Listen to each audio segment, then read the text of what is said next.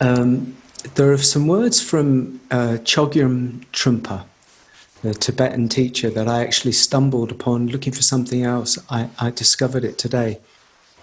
And it actually says, it's called triggers. So it's a short piece. When we find ourselves in a situation in which our buttons are being pushed, we can choose to repress or act out, or we can choose to practice. If we can start to do the exchange, breathing in with the intention of keeping our hearts open to the embarrassment or fear or anger that we feel, then to our surprise, we find that we are also open to what the other person is feeling. Open heart is open heart. Seems very simple. And at a certain point, it becomes pretty simple. Before that, it's highly charged. Triggers, I know about triggers. I have walked the path of triggers. And now know them to be almost the most amazing opportunities, whereas before, for most of my life, I saw them as the great demons, the closed door, the door that closes, and or the kind of something, the wall comes down, and behind the trigger it was like a dam. That's what I experience about triggers, is there's a dam of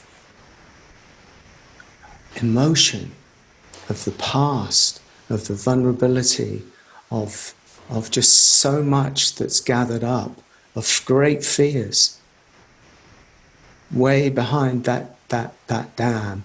And so we defend our triggers because the self is invested in the triggers. That's the thing. The self is invested in the very triggers that are keeping the self in prison. It's one of life's great ironies that I've seen. The thing that keeps you trapped is the thing that you need to let go of. It's extraordinary. But chink by chink, brick by brick, sometimes fast, sometimes slow. Brick by brick, chink by chink, the triggers, if you become conscious of them, particularly in relationship, but we're always in relationship, so everywhere it is. We're not talking about the righteous self or the one that needs to defend in the case of attack, but this perennial trigger, and everybody knows what triggers are, because the majority of people experience them. I've yet to meet many people who don't or haven't experienced triggers.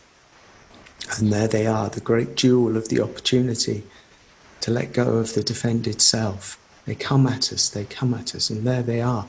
This exquisite opportunity to release oneself, slowly seeing them, becoming conscious of them.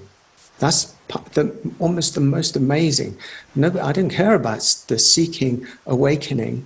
Just seek to become utterly conscious and utterly soft with the triggers, no matter what is happening in your relationship.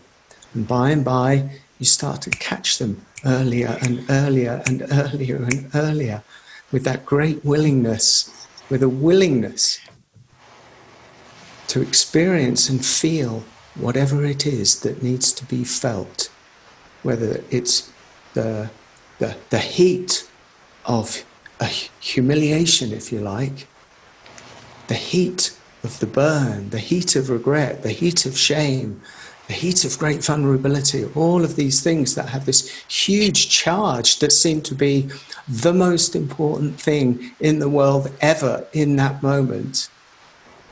And they're not. If they're softened into, they're not. They just become another thing. They just become another energy.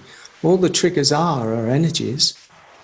We give them these labels, we give them these words, we give them these stories, but they're just energies that maybe haven't made their way back to the wholeness that we are. So everything that Amoda is speaking to is just corroborated in a beautiful way.